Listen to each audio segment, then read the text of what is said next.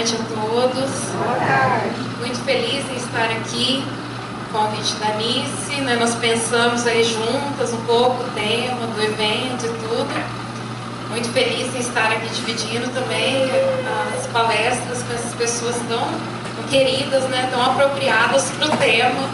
Então, enfim, espero poder contribuir um pouquinho, né? Em algumas reflexões no tema paz ligado à educação, que é a minha área. Bom, quando eu e a Anice começamos a pensar um pouquinho esse evento, a Anice me perguntou, mas e aí, né, o que é na educação? O que a gente fala de educação? E eu não consegui ter outra ideia, né, que não fosse esse livro da Montessori, que já a gente vai falar mais dela, e que eu comecei a estudar um pouquinho quando eu me tornei mãe, por conta das teorias do desenvolvimento infantil que ela traz, e fui me interessando. Quando eu me deparei com esse livro, A Educação e a Paz, feito por uma médica, pedagoga, ela parecia muito historiadora, aliás, né, quando eu comecei a ler, porque trazia muita coisa de história.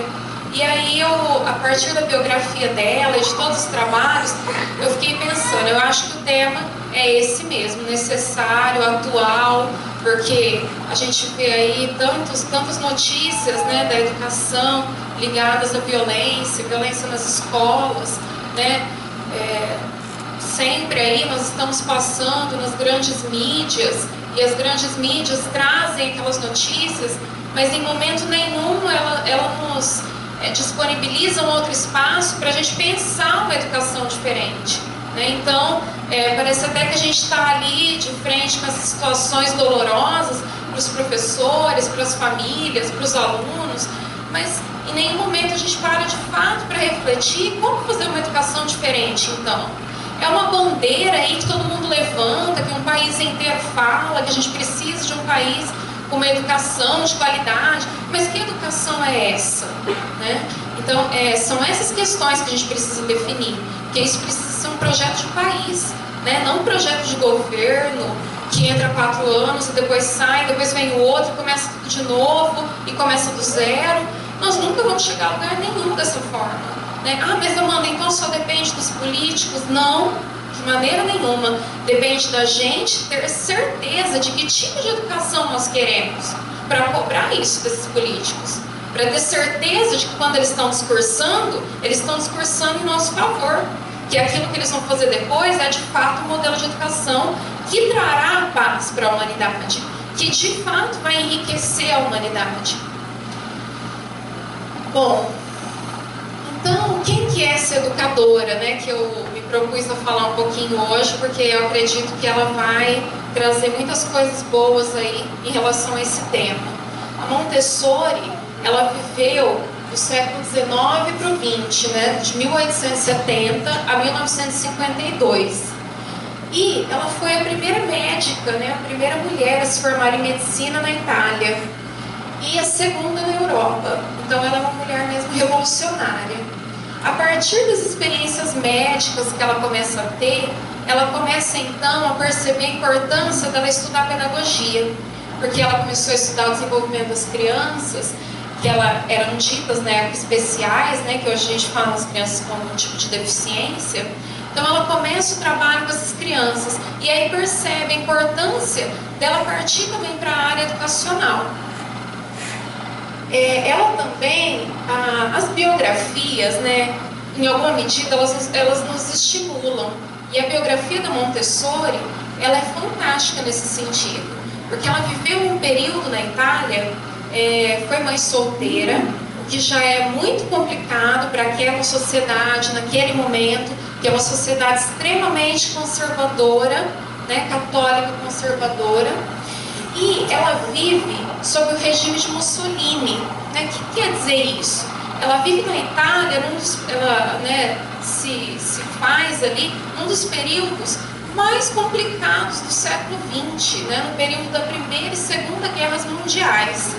Então, para a gente falar em guerra, né, é uma coisa muito distante. talvez o mais próximo de guerra que a gente tenha, né? Pelo menos que eu tive a experiência, que minha avó, que era espanhola, tinha assim muito hábito de estocar coisas, né? Então ia ao mercado, comprava tudo muito estocado, deixava muita coisa estocada, guardada. Eu não entendi muito bem aquilo, né?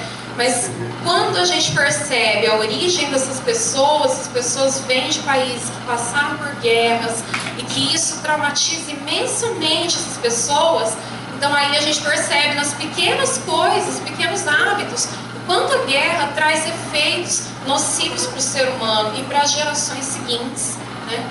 Então, o fato dela ter vivido sob um dos regimes mais autoritários, mais violentos que a gente já teve, né? Mussolini, Hitler, Stalin, né? Pessoas aí que, não sozinhas, né? Mas que em grupo aí fizeram todo uma espécie de projeto de nação autoritária que prendia quem pensava diferente, que matava quem pensava diferente, que total censura.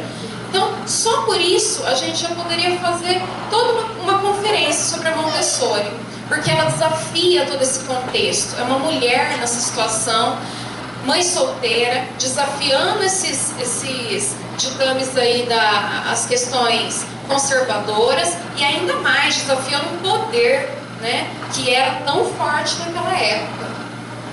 Aí algumas demonstrações nesse contexto.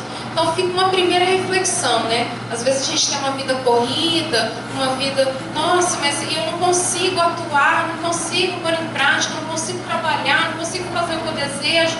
Mas e ela? Olha o contexto que ela está inserida, né? No meio da Primeira Guerra, ela passou por toda a Primeira Guerra, né, na Itália, ela passa também aí pela Segunda Guerra, aliás, ela alerta muito em relação à Segunda Guerra que estava por vir, o regime de Mussolini, que parava as massas, que influenciou muito a educação do período, e mesmo assim, essa mulher vai fazer aí uma enorme teoria que vai nos ajudar a discutir justamente a paz.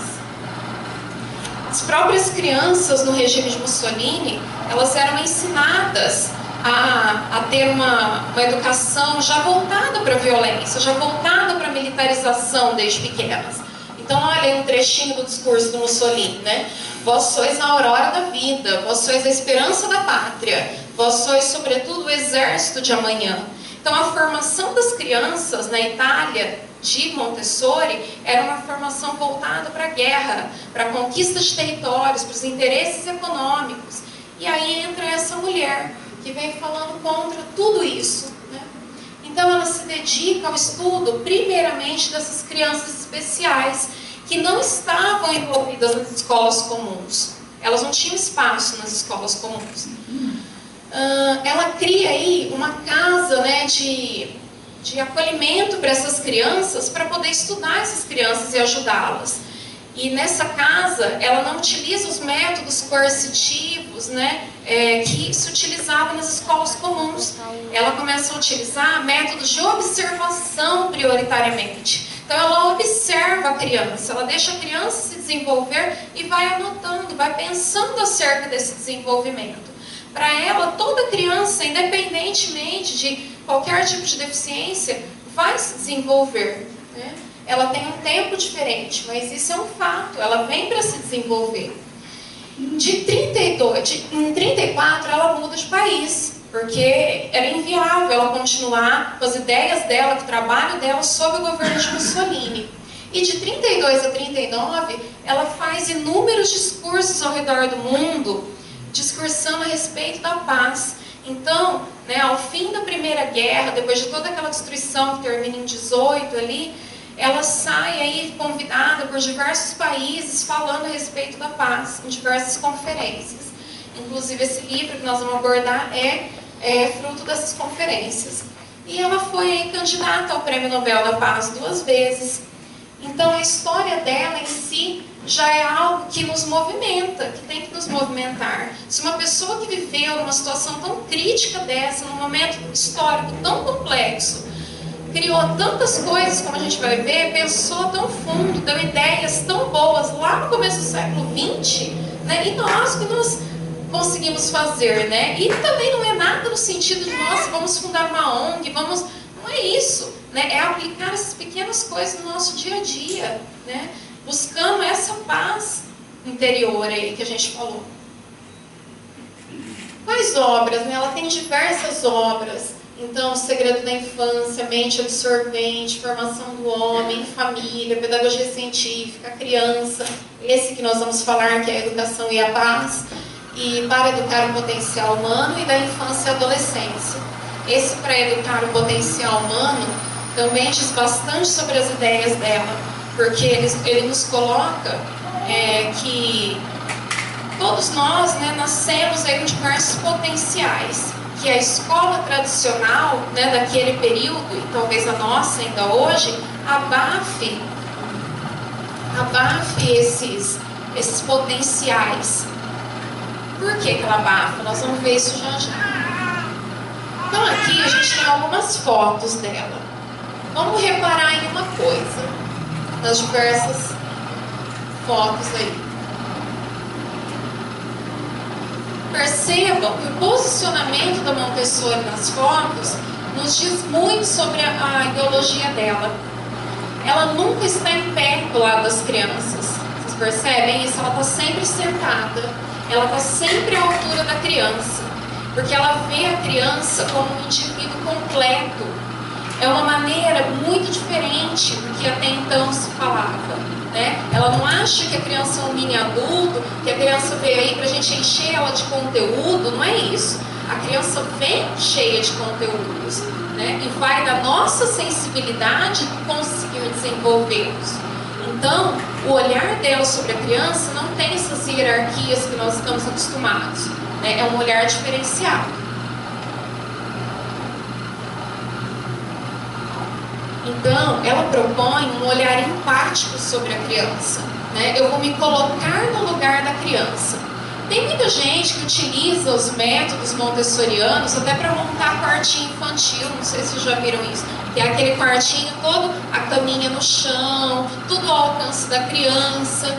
Mas isso é importante? Sim, na visão dela, no desenvolvimento da criança, para gerar a autonomia da criança, é importante que ela tenha acesso a tudo isso no quartinho dela, na casa montessoriana como um todo. Sim, mas o mais importante é o adulto mudar a postura em relação à criança, né? Então, na verdade, é muito isso que ela prega. E ela traz essa visão diferenciada, a criança tratada como um indivíduo completo. Por quê? Porque ela entende como outros pensadores, né, que são interacionistas. O que é isso, Amanda? São aqueles que pensam que a criança traz consigo coisas inatas, né? Talentos, potenciais inatos que a gente precisa desenvolver. E ao mesmo tempo, essa criança pode ter trazido esses talentos e potenciais, mas a gente precisa ter um ambiente apropriado, um adulto consciente para desenvolver essa criança. Então, antes de sermos pais, mães, educadores, professores, né? Educadores todos somos, em alguma medida, professores, nós precisamos ter essa ideia de que Montessori falava da criança, o ambiente preparado e o adulto consciente de como agir com essa criança, respeitando o que ela tem de melhor, respeitando a autonomia, respeitando o que ela traz com ela, né? Então tem inúmeros exemplos aí que a gente poderia dar. Será que a gente vê essas crianças como indivíduos completos? Muitas vezes a gente chega numa roda de amigos e muitas vezes as pessoas chegam e nem cumprimentam as crianças. Parece um animalzinho ali, né? Não, gente, é um ser humano, né? Cumprimenta. Nós mesmos, né, na nossa educação muito tradicional, a gente corta a criança no meio da fala. A gente não tem paciência para ouvir a criança, né? Então, são todas situações que Montessori aponta que vão criar problemas. Ela diz muito que a gente obstaculiza a formação da criança. Com essas várias, com esse desrespeito que a gente tem em relação a esse ser humano que está ali, né? A gente não vê ele como completo. A gente vê, sei lá, como o quê? Como uma coisa que a gente tem que ensinar e colocar um monte de conteúdo e pronto, né? Enfim. E o método dela se baseia na observação. Então, tudo que ela descreve é fruto da observação dela durante muito tempo aí. E aí ela diz o seguinte, que é bem interessante, que a criança, ela tem a maturidade cognitiva e a maturidade emocional, mas que elas não caminham juntas, né? Então, pode até ser que na maturidade cognitiva, no eu entendo, ela entende aquilo, mas ela ainda não tem maturidade emocional para aquilo, né? E aí ela chora, e aí ela faz birra. E então ela traz aí diversos métodos, né, de como conversar com essa criança, como pensar essa criança. Então, são coisas que a gente pode levar lá para a nossa prática, tanto de pais como de professores, de responsáveis, de avós. E aí, numa das conferências, né, perguntaram para ela por que se preocupa com essas crianças, né, que seriam as crianças especiais, aí, com algum tipo de deficiência. Não sabe que elas não podem aprender? E ela responde, elas podem. São vocês que não permitem. Quando vocês colocam elas diante de uma situação fechada, uma caixinha, uma grade curricular, uma coisa específica, isso não necessariamente desenvolve essa criança. Ela fala que as crianças têm períodos sensíveis de desenvolvimento. Então, por exemplo, dos 0 aos 6 anos, elas vivenciam um tipo de desenvolvimento. Então, por exemplo, elas estão mais aptas para o ensino da música, ou então tem uma determinada fase que elas estão mais aptas à alfabetização, ao ensino de línguas, enfim. Então, ela defende muito a questão de deixar a criança trabalhar. Por que o quarto montessoriano é tudo à altura da criança e tudo mais? Porque ela defende que a gente tem que deixar essa criança desbravar, se movimentar. Quantos de nós, né, não prendemos a criança, sabe aqueles antigos chiqueirinhos, né? Gente, quanto que a gente está impondo, limitando aquela criança. Aí não quer movimento, o neném tá ali, o neném faz barulho, o neném engatinha, não quer que engatinha, não quer movimento. Daí quando ele fica adolescente, ela diz muito isso, quando fica adolescente ele já perdeu aquela criatividade, aquela energia, aí tá aquele ser que não sabe para onde vai, o que quer, como quer, aí a gente reclama, nossa, mas esse adolescente não tem energia. Gente, quando eu era criança e tinha todo mundo aí, né, algum contato com algum bebê, o bebê quer desbravar, ele quer conhecer, ele quer se apropriar e tudo mais. E normalmente, o que o adulto inconsciente faz, né? A gente quer podar. Não. Tem que respeitar a situação social, principalmente, né? Porque às vezes a gente está inserido num contexto social ali e a criança não pode fazer barulho, a criança não pode isso, não pode aquilo, não pode aquilo. Bom, a gente não pode tanto que a criança acaba perdendo a vontade de fazer.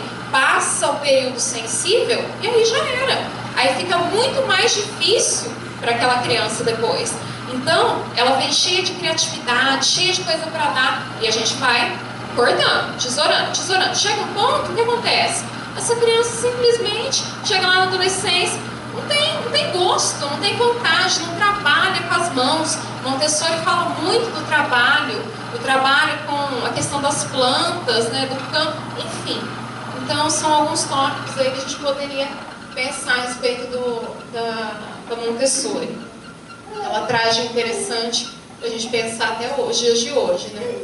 E aí, nesse livro, A Educação e a Paz, que é uma reunião de diversas conferências que ela fez ao redor do mundo, porque simplesmente faz parte do contexto dela. Se ela está inserida nesse contexto de guerras, é muito importante para ela essa questão da paz. Então ela vai fundo mesmo nisso. E aí ela diz o seguinte, que eu acho que é uma frase emblemática desse trabalho dela. Opa. Volta. Todos falam de paz, mas ninguém educa para a paz. As pessoas educam para a competição. E esse é o princípio de qualquer guerra. Quando educarmos para cooperarmos e sermos solidários uns com os outros, nesse dia estaremos a educar para a paz. E aí, né, gente? Mas eu não educo meu filho para competição. Tem certeza? Pensa bem, né? E aí ele tira nota 7 em matemática. Porque, nossa, matemática não é a praia dele. Não é aquele talento que ele tem. E aí, o que a gente fala? Nossa, mas que nota que os outros tiraram? Não, porque isso. E a gente vai gerando aquela competição. A gente não quer saber de olhar para a criança ou para o adolescente e perceber que potenciais que essa criança trouxe. O que ela tem para desenvolver? Ela gosta de pintar? O Miguel me dá o maior trabalho, ele gosta de pintar de canetinha. E aí na escola a tia não deixa pintar de canetinha. E eu entendo ele, que ele quer pintar com cores fortes, ele quer a canetinha. E a tia não deixa porque mancha a folha de trás e é um dilema. Em casa, pinta com a canetinha. Então assim, são pequenas coisinhas, mas que a gente tem que começar a perceber que potenciais que essa criatura está trazendo. Né? E não somente encaixar ela num modelo educacional que nós inventamos há muito tempo atrás e dizer, olha querida, é isso, se encaixe. Né? Então, esse modelo está provando que não está dando certo. Né? E nós queremos algo diferente. Mas o que a gente quer? A gente não sabe direito. Então, vem um monte de ideias, um monte de coisas soltas. Nós precisamos realmente de um projeto. Né, fundamentado, pensado para a criança, para o jovem. Então, a gente educa sim para a competição. Na própria escola, enquanto professores, né, a gente também faz isso. Se a gente pensar as nossas pequenas atitudes, todas elas vêm voltadas um pouco para isso. Né? Então, quando a gente fala de avaliação, por exemplo, a gente fala, avalia ele em relação a ele mesmo. Né? Mas aí é difícil, professor. Né? É uma barreira que a gente tem a superar ainda. Por quê? Porque a gente é ruim, porque a gente não quer? Não, porque a nossa formação foi assim. Né? Foi na base do exame, vai passar, não vai passar. Então, assim, a gente tem algo voltado já para essa cultura. Então, é difícil desconstruir. Qual que é o primeiro passo para a gente desconstruir? Conhecer ideias diferentes. Conhecer propostas diferentes, que tipo de educação podemos ter.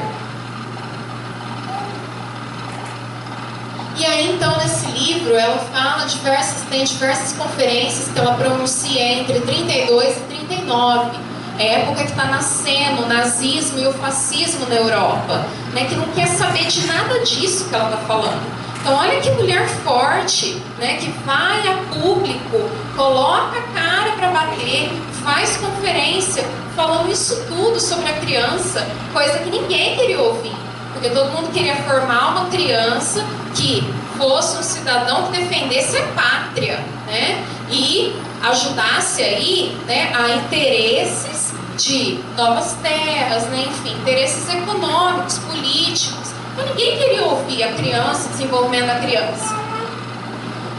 Bom, e aí ela traz um novo conceito de paz, né? E ela diz o seguinte, ela frisa muito isso, que nós vivemos aí diversos séculos, né? Crescendo muito em tecnologia em todos os ramos, mas não em sabedoria. Então a gente tem formado crianças para saber português, saber matemática, saber física, tá? Chega ao ponto máximo de criar bombas e a gente não criou ninguém ético. Cadê a ética? Em que momento que a gente fala sobre ética, moral, né? No sentido de construir uma humanidade melhor, né? De humanizar esse ser humano que está aí. Então, ela diz muito isso. O homem cresceu muito em poder e na parte técnica, mas não cresceu em sabedoria. Então esse é o desafio do nosso século. Nós temos muito potencial, né, de inteligência cognitiva, né, que é essa voltada para a ciência. Mas e aí, o que fazer com essa ciência? Como empregar essa ciência em favor de todos, né? E não para excluir, para dominar outro povo, né? Então é essa proposta que ela traz já lá no final da Primeira Guerra Mundial. Então ela diz o seguinte: a responsabilidade de evitar os conflitos cabe aos políticos e a de estabelecer uma paz durável aos educadores. Porque o político, ele vai evitar que o país entre numa grande guerra, num problema, ele consegue nesse sentido. Agora, gente, a construção da paz duradoura, aquela que a gente deseja, né, de ajuda ao próximo, de pensar, de ter essa questão de empatia, né? De nos conhecermos. Isso só vem dos educadores para as crianças, né? Tem que vir a gente, primeiro a gente, e depois desse processo educacional. Se eu não ensinar isso à criança, nós nunca vamos ter uma paz duradoura. Se eu continuar ensinando a competição e tudo mais, essa criança sempre vai continuar tendo uma visão muito limitada a respeito desse planeta. E nós corremos sério risco, porque as tecnologias que nós temos, né, há muitos anos já destroem o planeta. E aí? Né? Quando é que nós vamos parar para trabalhar nessas crianças essas outras questões? Então eu estou lá trabalhando a Segunda Guerra Mundial com meus alunos e eu falo quem que lutou com quem, em busca do quê, por que aconteceu, como que desenrolou. Tudo bem, está na aula de história? Está na aula de história. E aí? Eu falo para as crianças, eu penso junto com elas a questão das armas químicas, eu falo das armas nucleares, qual que é o poder de destruição delas. Eu ponho esses jovens para pensar quais caminhos que a gente poderia ter paz diante de uma situação dessa. Às vezes não, né? Alguns professores pode ser que sim, mas a maioria não. Passa ali pelo tema, que é uma ótima oportunidade, aliás, de se falar sobre paz, de se falar sobre estabelecimento de paz, e a gente passa e segue a vida. Não utilize esses momentos para trabalhar essas questões éticas, essas questões morais neles. E aí, depois a gente reclama, né, da destruição do planeta. O que nós estamos deixando? Que tipo de educação nós estamos deixando? E aí ela fala, né, das mudanças rápidas, das grandes descobertas científicas, que nem sempre, né, são empregadas para o bem da humanidade. Que a gente teve aí na Segunda Guerra 50 milhões, né, de mortos aproximadamente. Então, assim, tudo em função de interesses políticos, econômicos, né, de alguns aí. E ela fala, então, que torna-se indispensável agora, né? Agora também, né? Que a gente ainda não alcançou, falar sobre essa questão, sobre o aspecto humano disso, né? Então eu devo ensinar todas essas questões aí, que toda a cultura do mundo, né? A matemática, a física, a biologia, sim, eu devo, né? Mas ao mesmo tempo, eu tenho que começar em algum momento a trabalhar com esses jovens, com essas crianças, essa reflexão, esses aspectos humanos que envolvem tudo isso. Então nós vamos trabalhar com genética, ok, perfeito, mas e as discussões éticas a respeito disso? Nós fazemos com eles também? Então eu estou lá ensinando asinhazão, e o para além disso, né? Então os nossos currículos, né, eles não prevêem isso. E aí ela diz o seguinte, que a moral deve ser vista como a ciência da organização de uma sociedade de homens, cujo valor deve ser a personalidade dos membros e não a eficácia das máquinas. Então, que tipo de sociedade queremos? Voltadas para as máquinas nos dominando, nos ditando as regras, né? Essas questões econômicas e políticas de interesses de alguns, de dominação de países, ou nós queremos nos apropriar e realmente fazer uma humanidade melhor? E aí ela diz, virá o dia em que a humanidade assumirá o controle do progresso para lhe dar um sentido. Porque até então, gente, a gente produz arma e cria armas melhores que armas e as outras armas, e aí? Né? A gente precisa dar um sentido a esse progresso. Onde é que nós vamos chegar com toda essa produção, com tudo isso? Né? Então é preciso essa reflexão junto com esses jovens e com a gente mesmo. A educação deve ser vista do prisma do desenvolvimento dos valores, particularmente morais. E quando a gente fala em moral, a gente não está falando de ensino de alguma religião, dessa ou daquela religião. Nós estamos falando mesmo dos aspectos éticos que envolvem tudo isso, independentemente de bandeira religiosa. Ela fala que é uma questão de sobrevivência da humanidade, né? E é. Porque até então a gente pode ter aí tudo tudo uma disputa entre países e tudo se acaba, né? Então a paz, segundo ela, começaria como, né? Teria que começar numa construção mais harmoniosa entre criança e adulto. Ou seja, aí a gente volta um pouco em tudo aquilo que eu falei no início, desse olhar que ela tem de criança. Então, desse respeito a esse indivíduo que está ali, né? Nesse ouvir esse indivíduo, nesse observar esse indivíduo, respeitá-lo acima de tudo, né? Respeitar o que ele traz com ele, as aptidões dele, os talentos, tentar desenvolver isso. Então, nós teríamos que ter uma construção mais harmoniosa disso. Nos importarmos mais com isso, enquanto educadores, no sentido geral, professores, pais, né? Pois aquilo que acontece entre homens, mulheres, crianças e adultos, entre as próprias crianças, na família, na classe, no bairro, encontra-se na escala das relações entre as nações. Como assim, Amanda?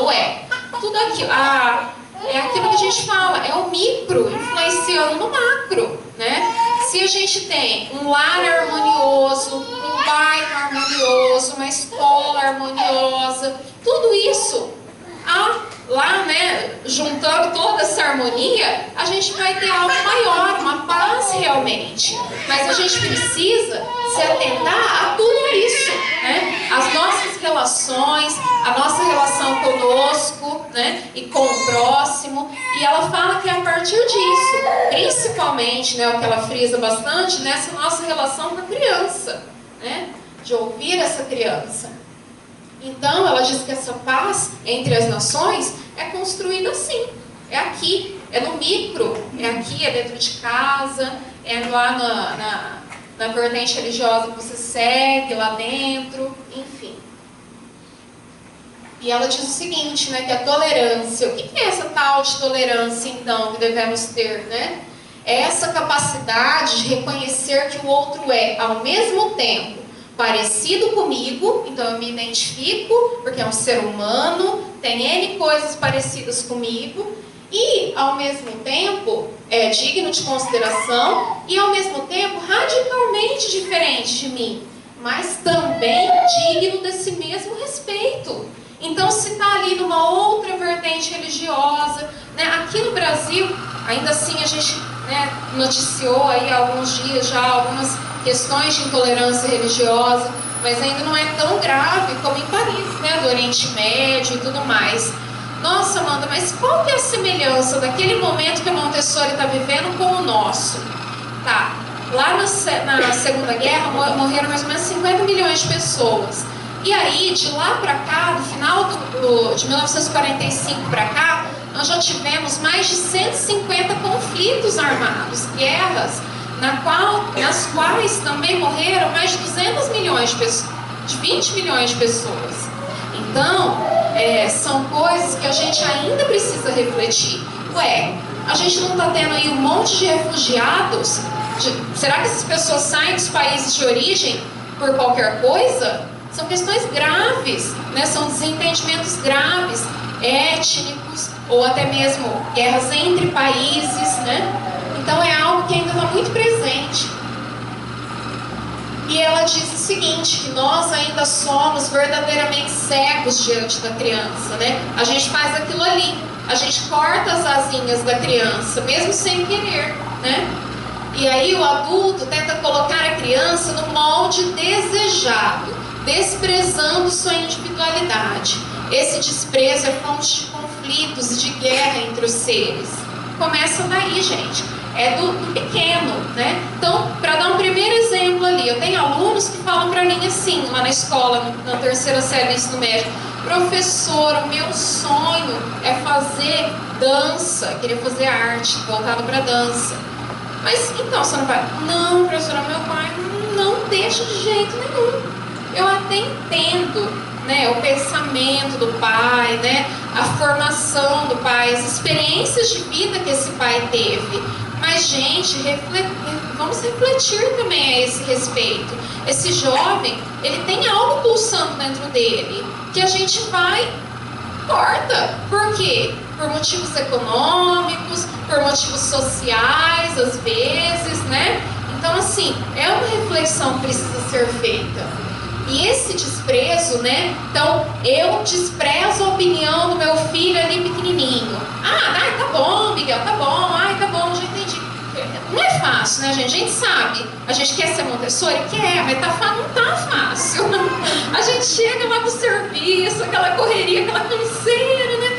E aí, qual que é? É o exercício, né? Um dia pior, outro dia melhor, né? E o importante é tentar, né? É ter algo que eu quero alcançar, né? Então eu quero alcançar esse ideal. Então eu vou trabalhando um pouquinho por dia com ele, né? E aí quando eu saio um pouquinho da linha, nossa, é difícil, né? Pra gente entender, né? Se culpar um pouco menos, mas tudo bem. O importante é estar nesse exercício. E essa pequena guerra cotidiana que a gente estabelece lá no seio do nosso lar, isso aí reflete na escala planetária, né? Então, é isso que Montessori fala. Essa é a fonte dos conflitos. Então, quando eu sou professora e eu tenho uma visão de hierarquia muito fechada, eu mando aqui, vocês... Gente, não entre na sala de aula hoje, porque vai ser complicado, né? Então, nós temos que nos abrir um pouquinho para ouvir esse ser humano que está ali e que ele trouxe com ele, né? E aí, para a paz do mundo, ela diz que leis e tratados entre os países não são suficientes, que é preciso um mundo novo, cheio de milagres. O que são esses milagres? As nossas crianças, né? E aí ela diz que para realizar esse milagre, as nossas crianças precisam de possibilidade disso. Se a gente não der possibilidade para essa criança realizar esse milagre que ela veio fazer, se desenvolver, nos ajudar no desenvolvimento da humanidade, quem sabe criar novos métodos educacionais, ela não vai conseguir. Eu preciso dar a essa criança a autonomia e a possibilidade de trabalhar. E isso é desde a primeira infância, né? Não é lá quando já está grandão, é lá de pequenininho. Ele já está grandinho o suficiente já para escolher a roupinha dele. Autonomia, deixa escolher. Tá lá o short listrado, eu vivo isso. Tá o short listrado, a camiseta florida, tal. Deixa, gente, escolheu. Que bom, porque senão depois tá lá com 15 anos. Ai, mãe, não sei o que eu faço, não sei o que eu escolho, não sei o que... Então, desenvolva a autonomia enquanto é cedo. Outro dia eu ouvi lá na porta da escola do meu mais velho. Ai, porque, nossa, o menininho dela tá no 4º ano. Aí ela estuda todo dia com o menino, junto para todas as provas. Aí eu assim, parada, pensando, nossa, que mãe que eu sou, né? Eu ponho o moleque lá pra fazer tarefa, dou uma olhada, lavo a louça, dou outra olhada, lavo outro prato. Tá tudo bem, Miguel? Tá fazendo? Tá fazendo. Aí eu parei pra pensar, aí ela falou assim, ai, acho que lá no ensino médio, aí se vira, né? Aí eu pensei, mãe, só pensei, né? Porque fora da escola é melhor a gente não falar. Mãe, não se vira, aí piora tudo, aí esse indivíduo já não tem mais autonomia mesmo, esquece, aí fica muito mais complicado, né? Fica impossível? Não, mas fica bem mais difícil. E a possibilidade dessas crianças de trabalharem. Ah, trabalhar no quê, Amanda? O nenezinho lá, ele vai trabalhar naquele brinquedo de encaixe, né? Deixa ele lá concentrado. Ah, outra coisa que a gente reclama, né? Nossa senhora, os nossos alunos não têm concentração. Não tem mesmo, isso vem lá da primeira infância. E sabe o que a gente faz? O bichinho tá lá, paradinho, concentradinho, quietinho, brincando. Tá lá, com um dinossaurinho desse tamanho na mão. Aí você já pensa, vai engolir, vai pôr na boca, vai dar... Não, calma, observa, não sai tirando. As crianças pequenininhas amam coisas pequenas. Elas querem, às vezes, só observar. Aí o que o adulto faz? Ah, fulano, só isso. Vai lá e tira. Quer dizer, ó as asinhas, ó, eu tô cortando, né? Então a gente tem que pensar acerca disso tudo. A educação como tal como habitualmente é praticada, incita o indivíduo a seguir seu próprio caminho e a se preocupar exclusivamente com seus interesses pessoais. O que a criança aprende na escola? Por que a gente manda o indivíduo para a escola? Vamos pensar assim, em grande parte, porque a gente quer um futuro profissional, de preferência promissor para aquele indivíduo, né? É isso que a gente pensa. Só isso. Né? Então, enquanto a gente não abrir um pouquinho a cabeça, pensar uma escola diferente, ai, Amanda, mas como, né?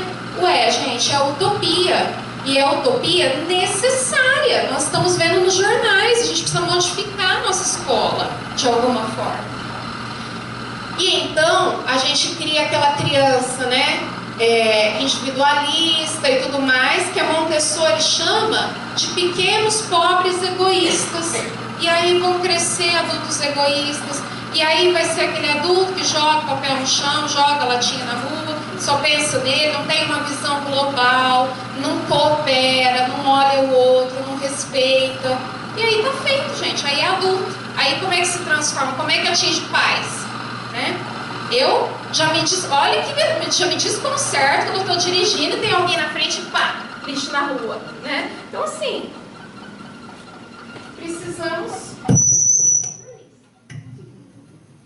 precisamos pensar a respeito dessas situações. E aí, como que tem que ser esse adulto para conviver nessa situação, para modificar essa criança? Ela diz que nós precisamos nos modificar enquanto adultos, né? Precisamos nos transformar num adulto novo, num homem novo, para deixar esse milagre acontecer. E aí ela fala que esse adulto consciente, ele vai precisar, né, do desenvolvimento interior da pessoa humana, que dará a cada um uma consciência mais clara da missão da humanidade e que favorecerá a melhoria da situação social. Então, a hora que esse adulto parar, for um adulto consciente, pensar nele e nos demais, aí possivelmente a gente consiga educar de uma maneira diferente. Porque primeiro a gente tem que vivenciar tudo isso para conseguir educar dessa forma. E aí nas observações de Montessori, né, a criança é esperança e é promessa. A criança é capaz de se desenvolver e dão provas de ser possível uma humanidade melhor. Elas adquirem amor pelos objetos, elas têm sentido de ordem e de disciplina.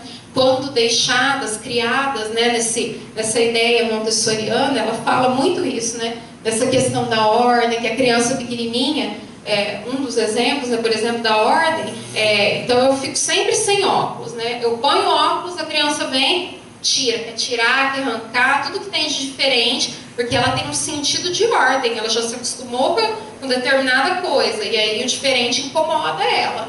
Então a criança tem sentido de disciplina.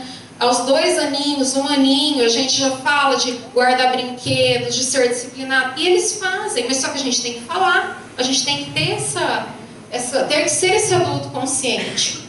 Tranquilidade frente à liberdade que lhes foi dada, trabalham regularmente apoiadas em seu próprio dinamismo. Trabalham, desde que a gente não interrompa, né? E aí eles estão lá naquele trabalho, montando o Lego, aquele encaixe deles lá, e a gente vai e interrompe. Ah, que bonitinho! Nossa, você que montou! Que lindo! Não, gente, deixa eu trabalhar. Isso estimula a concentração. Cada vez que eu interrompo a concentração dessa criança, eu estou prejudicando lá na frente a concentração dela.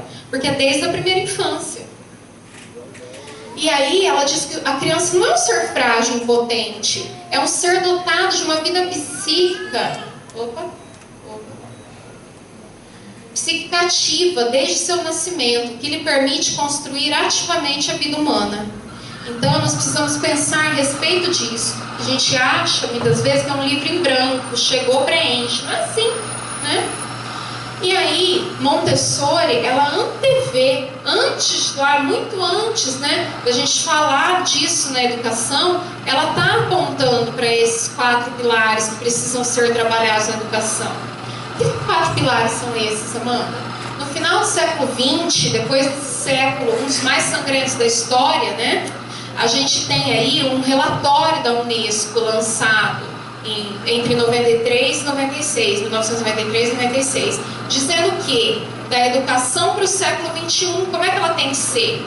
E aí, muito das ideias da Montessori a gente vê aí, né? Que seria essa questão de formar um indivíduo mais completo e não aquele indivíduo que é formado apenas naquela grade curricular que a gente já conhece, né? Amanda, é ruim isso? Não, gente, não é ruim. É que respondeu bem, ou não sei, respondeu. até um determinado momento, mas hoje não responde mais. Tá? Desde lá no final do século XX, os estudiosos do mundo inteiro, organizados aí pelo Jacques Delors, já falaram isso, né? Que a educação é um tesouro, só que é descobrir. É a partir da hora que a gente descobrir e der valor e fizer políticas públicas a favor disso, né? E pensar com seriedade nisso a longo prazo, né? Então, ele fala que a educação ou a utopia é necessária. Realmente, se a gente falar em todas essas mudanças, na desconstrução dessa escola que a gente conhece, ou na nossa própria forma de educar, né? Isso é muito difícil, mas é uma utopia necessária na atualidade. Se queremos formar esse planeta de paz, se queremos estabelecer, né, esse olhar para o outro, esse olhar cooperativo. Ele fala de uma educação que lá no final do século XX, que conduza a um desenvolvimento humano mais harmonioso, mais autêntico, de modo a fazer recuar a pobreza, a exclusão social, as incompreensões, as opressões e as guerras, construindo assim ideais de paz, liberdade e justiça social. Aquilo que Montessori falou lá no período entre as duas guerras. Então isso vem sendo reforçado já, né? Falta a gente com força pôr em prática isso aqui, né? O que seriam esses 4 pilares que o Jacques Delors propõe junto com os demais estudiosos? Que a criança não deve somente ir para a escola aprender aquelas matérias tradicionais. Ela precisa dessas matérias tradicionais? Com certeza. Precisa desenvolver esses conhecimentos cognitivos? Precisa, com certeza. Mas a criança precisa conhecer habilidades socioemocionais, habilidades que a façam viver bem em conjunto, conviver, né? Habilidades que façam com que ela trabalhe em grupo, com que ela respeite o próximo, com que ela se conheça, tá? Aí a gente fala assim, nossa, que ela aprender a ser lá dos pilares. Aí a gente fala assim, nossa, Amanda, mas aprender a ser... Então tá, outro dia eu estava fazendo uma formação para professores sobre uma matéria que a gente vai ter ano que vem, uma disciplina chamada Projeto de Vida. E a gente levou algumas oficinas, uma delas era a questão da identidade pessoal, do aprender a ser. E aí jogamos lá para os professores, vamos fazer, quem somos nós, quem são vocês. Foi fácil para os professores? De jeito nenhum, de jeito nenhum. Porque a gente não reflete acerca disso. O máximo que eu chego é lá, quem sou eu? Eu sou a Amanda, mãe, professora, historiadora. Eu fico nessas minhas identidades sociais. Mas quem de verdade eu sou?